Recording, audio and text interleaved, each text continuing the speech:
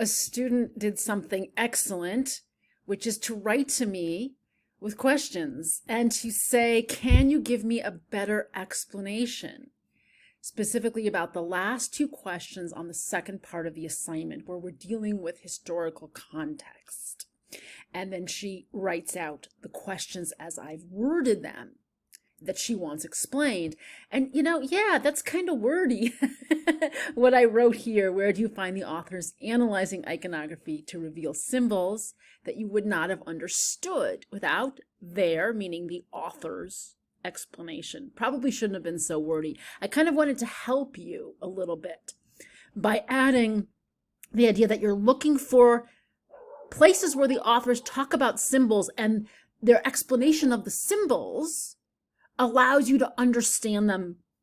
The objective here is for you to understand each of these terms: iconography and iconology, and including the subtle distinction between them, right? Because they sound so similar, and to see how the textbooks use them and why they are important in the way the textbook authors write. So the first thing to do is to look at how the authors introduce these terms, right? Where they're explaining art history. What is art history? And they're laying it out according to 4 different kinds of analysis: physical properties, formal structure, and then this question of subject matter or conventional symbolism and integration within cultural context. So number 3 is iconography, and number 4 is iconology. So they define these terms for you in this section, identifying subject matter. They start with iconography. And you could actually click here, and you should, to look at their definition. It means the task of identifying and studying the subject matter and conventional symbols in works of art. That word conventional is important, because something is conventional if it's not natural. So they're explaining to you here that some kinds of subject matter, some things you see in an artwork, naturally. So certainly you recognize trees and sky and clouds and the ground and mountains, and any human from any culture would recognize those things. They're part of the natural world. And the fact that this is an adult and these are little toddlers, we would also know that just naturally. We don't have to be told anything about them. If we come from a different culture that doesn't know anything about Catholicism, the Christianity, and the Catholic Church, because this was made as a Catholic sacred artwork, we still know, oh, well, she's looks like the adult.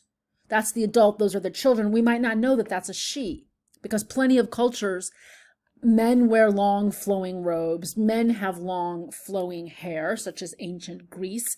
So that would actually be conventional, and that's the distinction. Iconography deals with what things mean, their symbolic meaning, and you can't assume you know. You might assume you know, oh, that's a book, but lots of viewers of an artwork might be in a culture that doesn't have books. Maybe they have scrolls. And you wouldn't necessarily know that it's a Bible.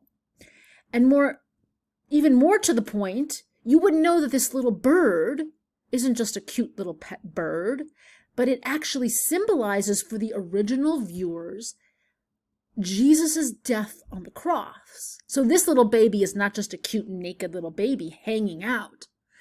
This is baby Jesus, who is reaching out and accepting the fact that he's going to die on the cross. That's what you learn about.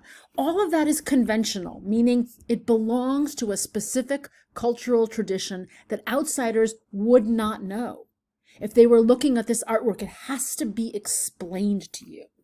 So in this question, I'm wanting you to find a place where the authors are talking about an artwork, and they're talking about its symbolism, its iconography, and they're explaining it to you, and you recognize, oh, I wouldn't actually have understood that if I hadn't read the textbook.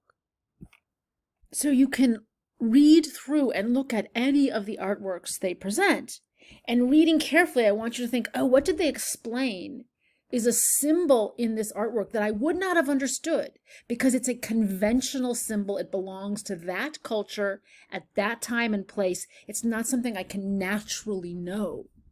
And so that's very related to the second question, where do you find the authors doing iconology in a way that makes that term iconology, where do you find them talking about historical context? Remember, iconology is integrating an artwork in its historical context. Where do you find them doing that in a way where you're like, oh, I get why they're doing iconology. I'm understanding why the historical context is so important to understanding the artwork. So it might be something like Clara Peters here, where they're showing you, okay, you're looking at food, flowers, fruit. That's natural symbolism, right? You recognize food, flowers, fruit. You've eaten an apple. But do you actually know, without their explanation, that these Northern European artists like Clara Peters, who were painting food, flowers, fruit, they actually were ambivalent about the abundance of the natural world and the wealth that their prosperous society had accumulated. They were ambivalent. They wanted to celebrate it, but they also were imposing a moral kind of message called vanitas, the fleetingness of all earthly pleasures. So would you have known that without their explanation? Probably not. So that's an example of iconology that you could pick out.